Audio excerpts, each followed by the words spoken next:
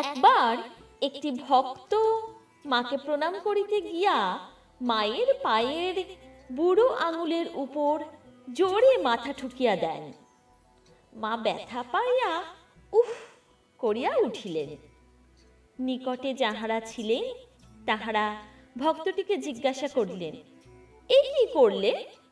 তখন ভক্তটি জবাব দিল, কেন? মায়ের পায়ে মাথা ঠুকে ব্যথা রেখে গেলাম।